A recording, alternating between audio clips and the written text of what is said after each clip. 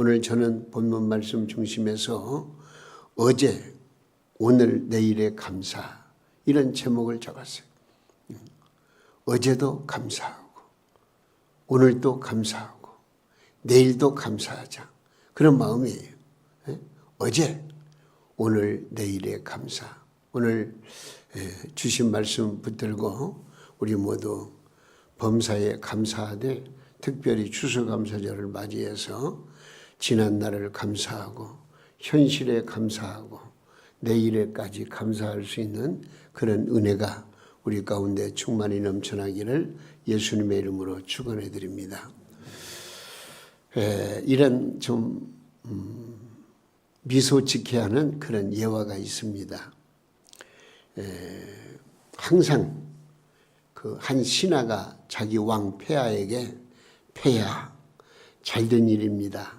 감사하십시다. 그냥 항상 하는 말이에요. 폐하 잘된 일입니다. 항상 감사하십시다. 이렇게 말하는 신하가 있었는데 어느 날 이 왕과 신하가 사냥을 나갔더래요.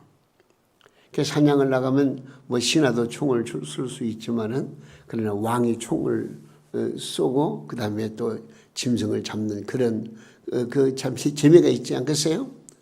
근데 이 신하가 그 왕에게 드리는 그 총이 총알이 거꾸로 저장되어 가지고요.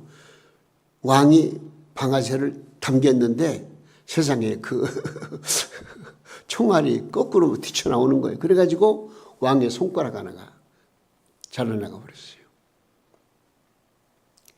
생각해 보세요. 왕의 손가락이 잘라나갈 정도 됐는데 이 신하가 뭐라고 하냐면 폐하 참 잘된 일입니다. 감사하십시다. 그러고 있는 거예요. 그러니까 왕이 괘씸하지 않겠어요? 아니 감사할 일이 따로 있지 지금 내 손가락이 달았는데 감사를 해? 괘씸하다 해가지고 감옥에 쳐넣어버린대요. 그런 다음에 이제 봄이 돌아와서 다시 또 이제 그 왕이 이제는 신하는 감옥에 있고 또 사냥을 나간 거예요. 사냥을 나가가지고 이제 짐승을 잡기도 전에 누구를 만나냐면 식인종들을 만나. 식인종. 그 식인종을 만났는데 식인종 이제 사람을 잡아먹는 그 식인종인데 이 왕을 만났어요. 만났는데 왕을 잡으려고 했는데 식인종 주장에 딱 보니까는 흠집이 있어. 뭐가 있어? 손가락이 잘린 거야. 나는 흠 있는 건 먹을 수가 없어. 풀려줘. 그래서 이 왕을 풀려줬다는 거예요. 이걸 알고 왕이 얼마나 마음이 그냥 지금 곧 죽게 생겼는데 그 사람의 밥이 될 수밖에 없는 형편인데 풀려나가지고 감옥에 가가지고 그 신하에게 이렇게 했대요. 너무나 감사하다. 이제 감옥에서 나와도 된다. 내가 이런 일을 경험했다고 그러니까 이 신하가 또 폐하에게 폐하 잘된 일입니다. 감사하십시다. 그래서 이것도 또 뭐가 잘된 일이고 감사하냐고 했더니 만약에 나를 감옥에 넣지 않았더라면 폐하와 같이 갔을 것이고 그럼 폐하는 손가락이 없어서 흠이 있어서 못 잡아먹었을 텐데 나는 산 재물이 될 뿐 알았다. 근데 감사합니다. 그런 말을 하더라는 거예요. 우스운 얘기지만 우리가 일상을 살면서 모든 경험하는 과정 속에서 생각해보면 감사한 것밖에 없어요. 감사한 것밖에 없어요. 오늘도 감사하고 오늘 새벽부터 이 시간까지 지나온 것도 감사하고 여러분의 마음속에 어떤 마음이 있습니까? 감사한 마음이 충만해야 됩니다. 감사해요. 요즘 정치적으로 경제적으로 힘들어하는 모습을 볼 수가 있습니다. 이런 어려운 상황에서 우리는 추수감사절 예배를 드리고 있습니다. 혹은 감사할 것이 있어야 감사를 하지 하실 수도 있지만은 이 감사절은 하나님이 무척 기뻐하시는 감사절. 어떤 감사절이라고요? 하나님이 어때요? 그냥 거기다가 감동을 줘야 돼요. 무척 기뻐하시는 감사절. 오늘 우리가 드리는 감사절. 하나님께서 어찌하신다고요? 무척 기뻐하시는. 좋아하시는 거예요. 이런 감사절을 드리게 된 것이 얼마나 내 자신에게 감사한지 말로 다 할 수가 없습니다. 자, 그러면 우리가 생각해 볼 것은 추수감사절을 지키는 의미와 목적이 무엇이라고 생각하십니까? 하나님께서는 이스라엘 백성들에게 1년에 3번의 절기를 지키라 그렇게 명령하셨어요. 몇 번이요? 3번. 오늘 14절 말씀 보세요. 뭐라고 그랬죠? 너는 매년 뭐요? 3번 내게 절기를 지킬지니라 그렇게 말씀하십니다. 그러면 3번의 절기 중에서 먼저 어떤 절기가 있느냐? 6월절이 있어요. 오늘 15절 말씀 봉독하시겠습니다. 너는 무교병의 절기를 지키라. 네가 애굽에서 나왔음이라 그렇게 말해요. 자, 이 말은 무슨 말입니까? 애굽에서 구원해 주신 하나님의 은혜를 감사하는 절기가 바로 이 6월절이에요. 우리가 잘 아시는 대로 애굽에서 400년 동안 종살이 하던 이스라엘 백성들이 모세를 통해서 구원함을 받지 않았습니까? 해방을 받지 않았어요? 그런데 모세가 들어가서 바로왕을 협박하고 때로는 설득하고 이 백성을 내가 데리고 내가 되겠다고 하니까 바로왕이 고개를 저으면서 아니 절대 그럴 수가 없다. 그래서 막 여러 가지 재앙을 막 일으키잖아요.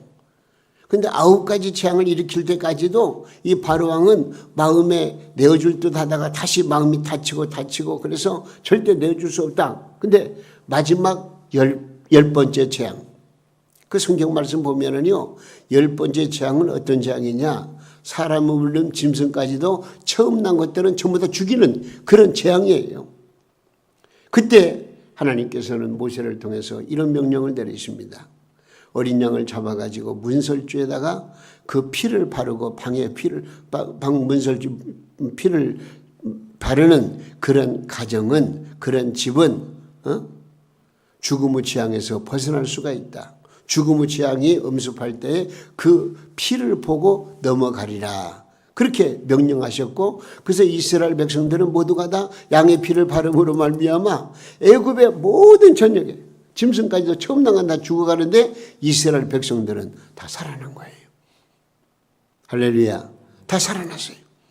이런 기적. 그래서 이 6월절이라고 하는 것은 바로 어린 양의 피를 넘어갔다 6월했다 해가지고 6월절이 생기게 되는데, 바로 6월절은 그 놀라운 사실을 생각하면서 하나님 앞에 감사드리는 절기. 그러니까 이 6월절은요, 광야에서 인도하신 하나님의 그 크신 사랑을 기억하면서 감사했고, 그리고 이때 누룩 없는 빵, 무교병을 먹기 때문에 무교절이라고도 말했는데, 바로 이것은 6월절이 또 오순절로 이어져 가지고 신약시대에 와서는 성령의 충만한 역사가 일어났던 그런 과거적인 사실이 있습니다. 어쨌든 6월절을 지키라. 그 다음 또 한 가지는 오순절을 지키라고. 오순절. 예? 자, 16절 말씀 보면은요, 뭐라고 그랬죠? 16절에 맥추절을 지키라. 이는 네가 수고하여 밭에 뿌린 것에 첫 열매를 거둠이니라. 그렇게 말씀해요.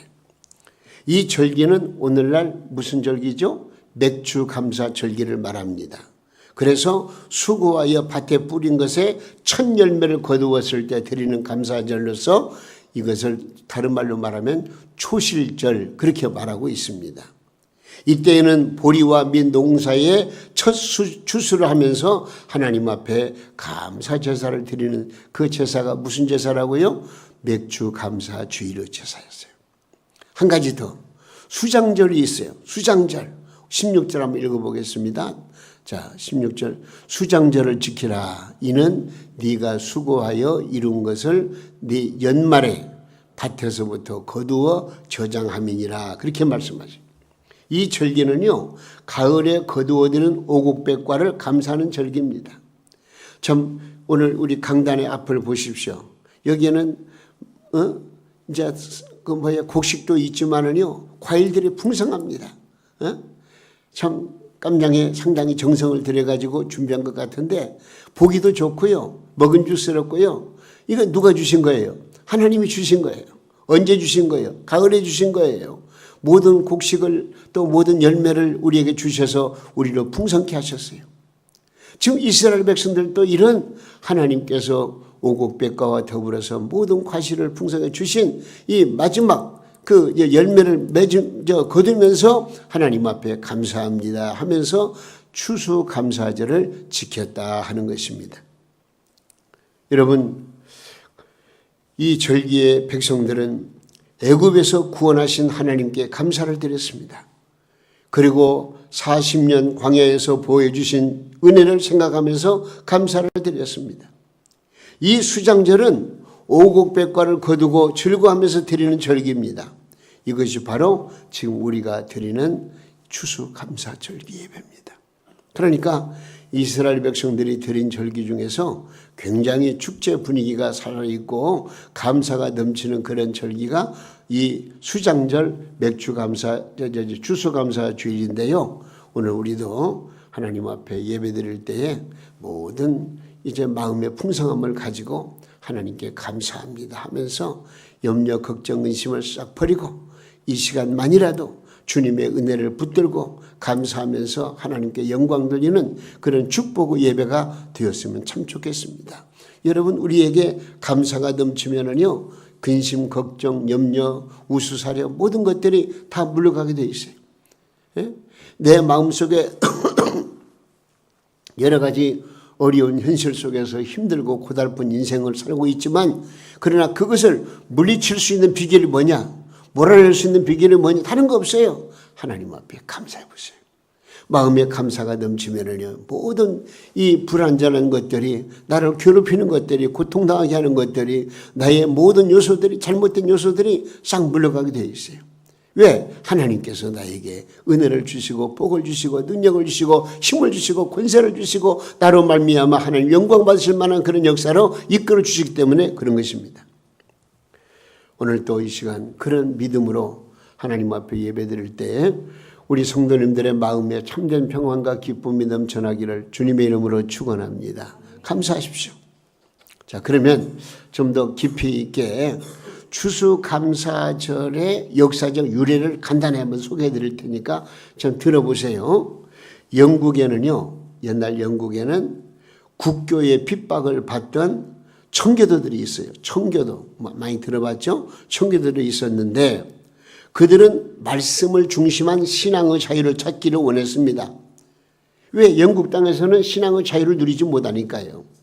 그래서 이들은 1620년에 메이플라워 호라고 하는 배에 몸을 싣고 콜럼버스가 발견한 신대륙 미국으로 떠납니다. 그들은 대상을 건너가지고 플리머드에 거기에 도착하게 되는데 이 배와 함께 떠난 가구 수가 얼마냐? 70가정이었고요. 그리고 그 70가정의 숫자는 몇 명이냐면 102명이었어요. 102명이 이 배를 타고 지금 신대륙의 그 미국 땅에 가게 된 거예요. 예? 그런데 이들은 12월 21일 플라머드에 무사히 상륙을 했지만은 이 겨울을 지나면서 추위와 식량 부족으로 말미암아 세상의 절반가량이 죽었어요. 절반가량이 죽었어요. 그래서 이제 남자라고는 27명이었고 그리고 장정들, 일할 만한 장정들은 21명 뿐이었습니다.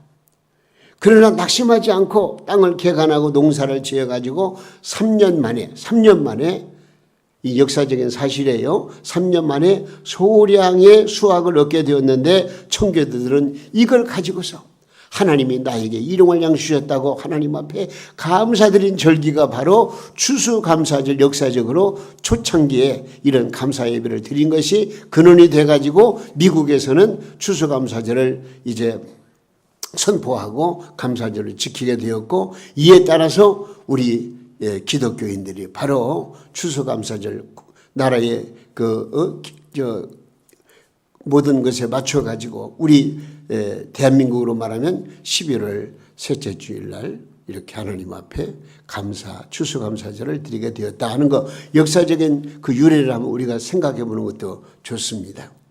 그래서 우리는 하나님 앞에 오늘 또 추수감사절을 드리게 되었는데, 자 보세요. 이 청교도들의 감사절은요, 사랑하는 아버지를 이루면서 드려진 감사요, 사랑하는 어머니를 이루면서 드려진 감사였습니다. 사랑하는 자식을 이루면서 일궈낸 감사요, 추위와 질병과 굶주림에 허덕이다가 하나님께서 일용할 양식을 주신 것에 대해서 감동이 진한 감사절을 드렸는데, 바로 이게 추수감사절이었다 하는 것입니다. 저들에게 원망의 요소들이 왜 없었겠습니까? 추위에 대한 공포, 배고픔, 질병, 가족을 여윈 아픔 등 원망과 불평의 요소들이 많았을 것입니다. 그러나 이 청교도들은 하나님의 섭리를 생각하며 하나님 앞에 뜨겁게 감사를 드렸습니다. 신앙의 자유를 얻게 하신 하나님께 뜨거운 감사를 드렸고, 굶주리지 않고 먹고 살 수 있도록 일용할 양식을 주신 하나님 앞에 감사 기도를 드린 것입니다. 여러분, 작은 열매를 얻고서 큰 감사를 드렸고요, 아픔과 고통을 겪으면서 큰 감사를 드렸으며, 눈물 속에서 하나님 앞에 감사의 예물을 드리면서 감사절을 지켰다고 하는 이 측면에서 이 청교도들의 감사가 얼마나 진한 감동을 주는지 모릅니다. 여러분, 우리는 이스라엘 백성들이 지켜드린 수장절, 이 감사절, 또 청교도들이 드렸던 그 감사절, 우리가 좀 복합적으로 생각해 보면서 오늘 또 우리 동명교회가 이 감사절을 지키게 되었다는 것이 얼마나 감사한 일이고 얼마나 감격스러운 일, 말로 다룰 수가 없습니다. 하나님께서 우리의 감사절 예배를 받으신다면 우리는 그 이상 뭘 바라겠습니까? 예? 하나님께 감사하는 그 감사로 말미암아 하나님을 영화롭게 하고 하나님께서 우리에게 놀라운 은혜와 사랑과 평강과 기쁨과 감사가 넘치도록 이끌어 주시니 우리는 그저 감사한 것밖에 없습니다. 그러면 우리는 어떤 감사를 드려야 할 것인가? 오늘 구체적으로 말씀을 드립니다. 한번 따라서 보세요. 우리는 과거를 생각하며 감사를 드리자. 예, 그거예요. 예? 유대인의 3대 절기 중에서 초막절이라는 게 있어요. 초막절. 이것은 수장절 또 장막절을 말하는데, 그러니까 이 초막절이 돌아오게 되면은요, 광야에 나아가서 초막을 짓고 일주일을 생활하면서 과거를 희생했어요. 무슨 과거냐? 옛날 하나님께서 애굽에서 자기 백성을 구원해 주신 것과 홍해를 가르셨던 역사, 그리고 광야에서 하나님께서 만나를 주셔서 먹게 하신 역사, 이런 역사, 밤에는 불기둥으로 추위를 막아주시고 낮에는 구름기둥으로 더위를 막아주셨던 이 놀라운 하나님의 은혜의 역사를 곰곰이 생각하면서, 과거를 생각하면서 이스라엘 백성들이 할렐루야 하나님께 영광을 올려드리고 감사했다, 그런 얘기예요. 뭘 생각하면서? 과거 역사를 생각하면서. 여러분, 우리도 그런 믿음을 가져야 돼요. 오늘 지금까지 나를 지켜주시고 인도하신 하나님 얼마나 감사합니까? 저는 참 요즘 또 새록새록 옛날 생각이 나요. 1989년도 4월 달에, 정확한 날짜로 말하면 22일인데, 저 지금은 동산 오거리라고 했지만 그때는 동산 오거리라고 안 하고 무슨 오거리요? 잊어버렸네. 하여튼 다른 명칭이 있어. 잊어버렸네. 오거리. 그 장소 옆에, 그때 그 평수를 말한다면 35평 될 거예요. 2층 건물. 거기에서 우리 동명교회 참 가족이 태동을 해가지고 거기서 개척 설립 예배를 드림으로 말미암아 우리 동명교회가 지금부터 35년 전에, 36년이라고 봐야 됩니다. 35, 6년 전에 이제 개척 설립이 이루어지고, 그래서 노회에서 인정을 받고, 그래서 이제 교회를 이제 설립하게 되었는데, 그때부터 또 주연동 시대를 지나서 그 다음에 이 장소에서 천막 예배당을 세워서 천막교회를 다 경험했잖아요. 천막 예배당에서 장마철에도 다 견뎌내고, 그러고 나서 또 이 자리에다가 조리식 건물을 세워서 참 한 시대를 지나고, 그 그 다음에 지금으로부터 한 15, 16년 전에 이 성전 예배당을 이제 세워서 지금 이에 이르게 됐는데, 지난 과거를 생각하면 얼마나 감사한지 몰라요. 하나님께서 우리에게 또 우리 동명교회 복을 주셔서 이런 놀라운 역사적인 사실을 생각해 보면 우리는 하나님께 감사할 수밖에 없습니다. 고린도 후서를 보면은요, 바울 사도는 자신을 너무 자고하지 못하게 하시려고 하나님께서 자신에게 뭘 주셨느냐? 육체 가시를 주셨다. 그렇게 말씀하고 있습니다. 고린도 후서 12장 7절은 이렇게 말씀하고 있습니다. 뭐라고 말씀하시죠? 자, 읽습니다. 여러 계시를 받은 것이 지극히 크므로 너무 자고하지 않게 하려고 내 육체에 가시 곧 사탄의 가시를 주셨으니 이는 나를 쳐서 너무 자만하지 않게 하려 하심이라 그래요. 여기에서 가시의 의미는 자신을 아프게 찌르는 것, 고통을 주는 것, 곧 육체적인 질병을 말하는데, 여러분, 바울 사도는 자신이 가지고 있던 육체의 가시가 무엇이었는지를 자세하게 말하고 있지는 않습니다. 그러나 이제 바울 사도는 너무나 고통스러우니까 하나님, 이 질병을 고쳐주세요. 이 아픔을 고쳐주세요. 간절히 기도했는데 3번이나 기도했지만 하나님께서는 그 육체적인 고통 가시를 빼내주지 아니하시고 내게 있는 것이 내게 족하다 하면서 응답을 주셨어요.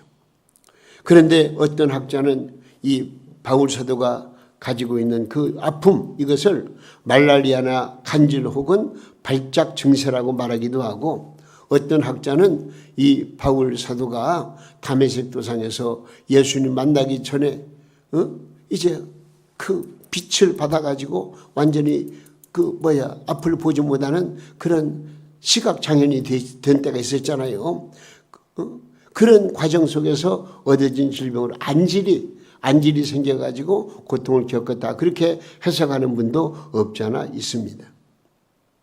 어쨌든 바울 사도는 육체의 가시가 자기의 선교 사역의 장애물이었기 때문에 이것을 없애달라고 3번이나 간절히 작정 기도를 했지만은 하나님은 여기에 대해서 응답해 주지 않으셨습니다.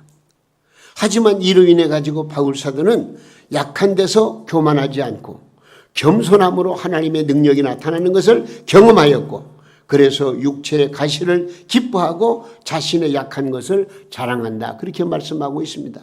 그러면서 내게 능력 주시냐니 내가 모든 것을 할 수 있다. 그런 담대한 용기를 가지고 믿음으로 나간 거예요.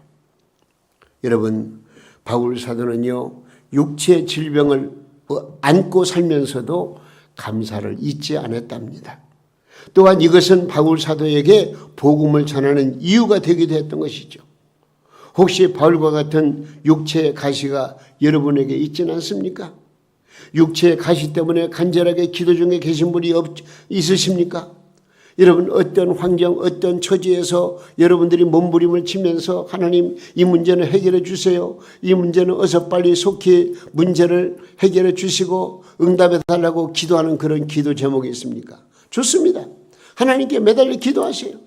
너희는 내게 부르짖으라. 내가 내게 응답할 것이고 네가 알지 못하는 크고 은밀한 일을 보여주라 말씀하셨는데, 하나님 앞에 간절히 기도하시라고요. 기도밖에 없어요. 하나님께서는 분명코 나에게 거기에 상응하는 응답 축복을 부어주십니다. 그러므로 우리는 하나님 앞에 과거를 생각하면서 과거에 나와 함께 하신 하나님, 지금까지 인도하신 하나님께 감사를 드릴 수 있기를 바랍니다. 여러분, 우리의 지난날을 생각해 보세요. 주님의 인도하심이 없었던 일이 무엇이었습니까? 감사할 것뿐입니다. 생각해 보면 고통도 감사요, 아픔도 감사요, 실패도 감사요, 모든 것이 감사할 것밖에 없어요. 그래서 찬송가 301장에 뭐라고 그랬어요? 지금까지 지내온 것 주의 크신 은혜라, 한이 없는 주의 사랑 어찌 이루 말하랴. 찬하께라. 주님의 은혜를 생각하면 감사할 것밖에 없습니다. 우리는 어떻게 감사하자고요? 지난날 여기까지 인도하신 하나님 감사.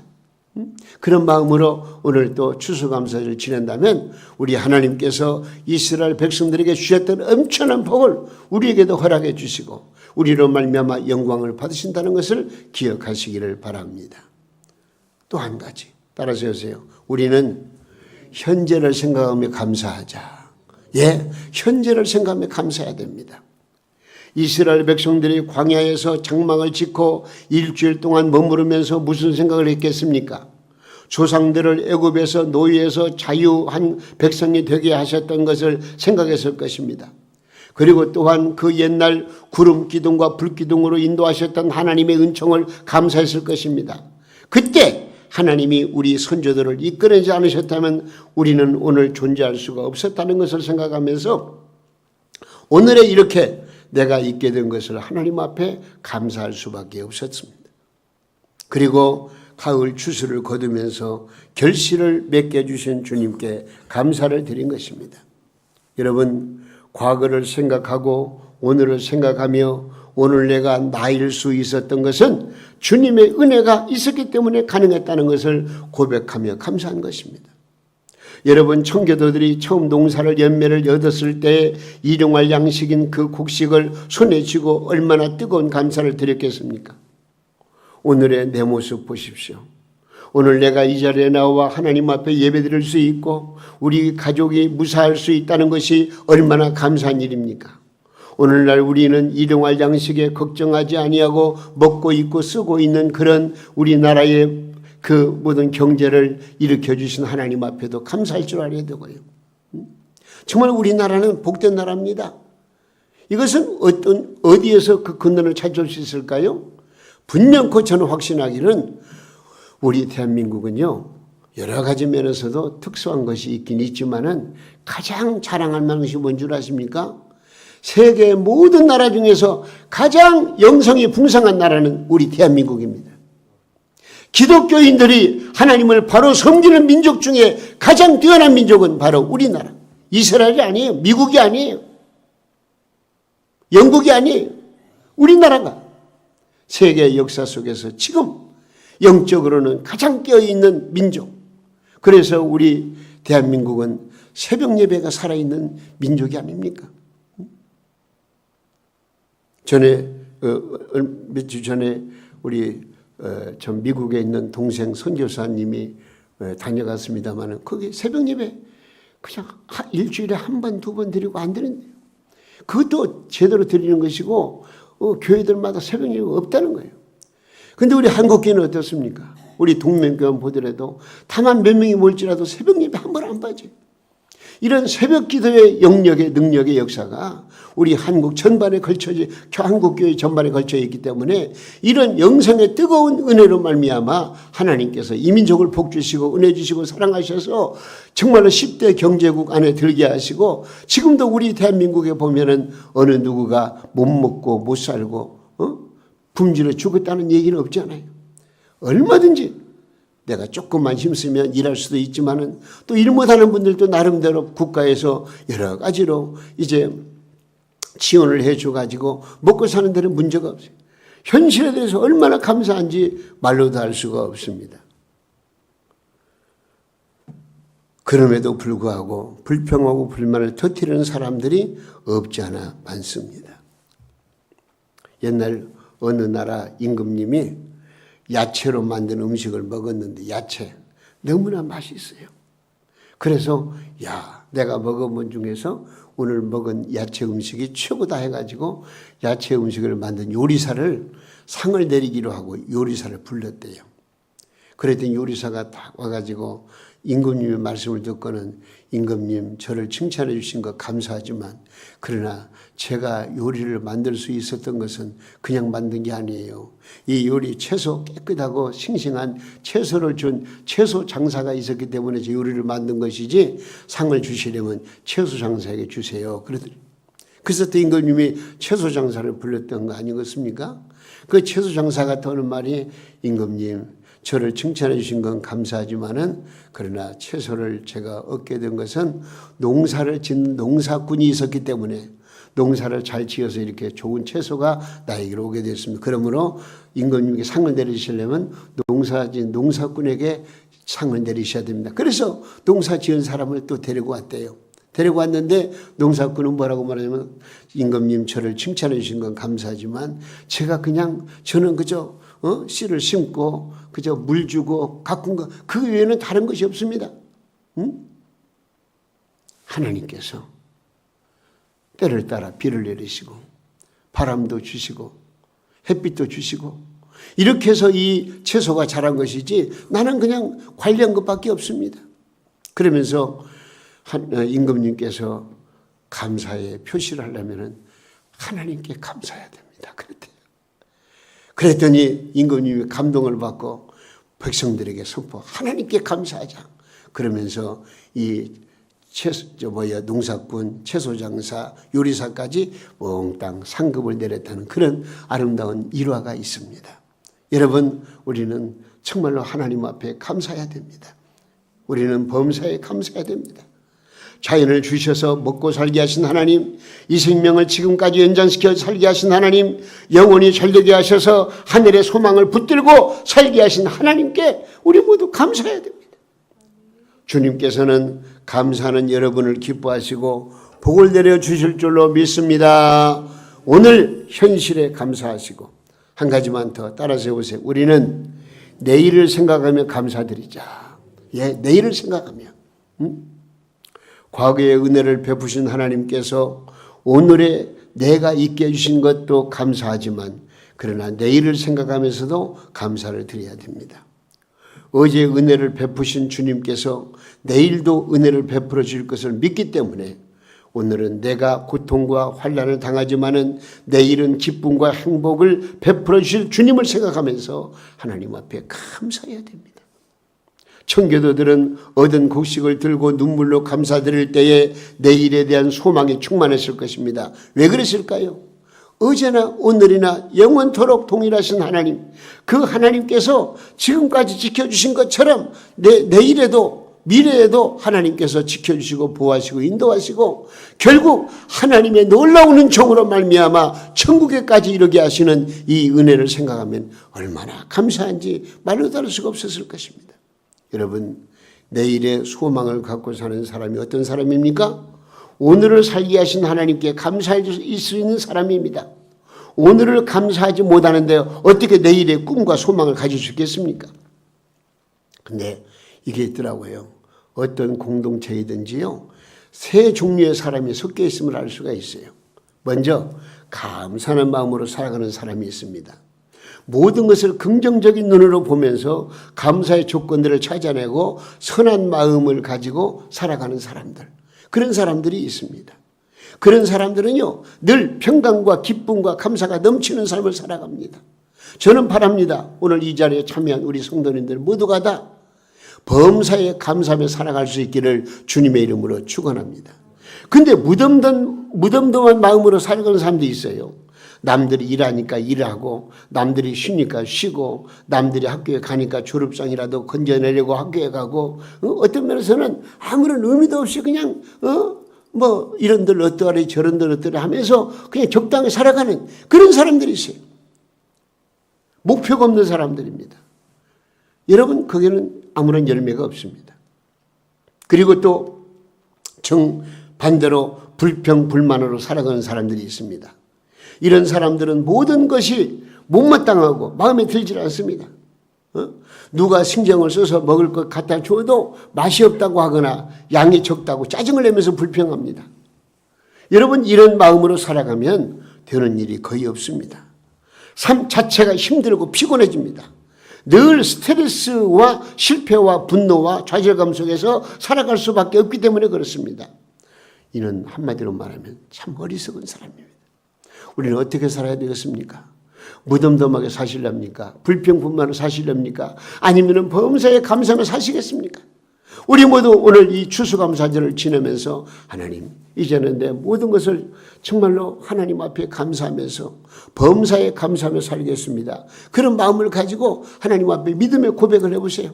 하나님께서는요, 영광을 받으시고요, 우리에게 풍성함을 더하시고요, 넉넉함을 더하시고요, 또한 영혼이 잘됨 같이 범사가 잘되고 강건해지는 놀라운 축복을 우리에게 부어주시는 거예요.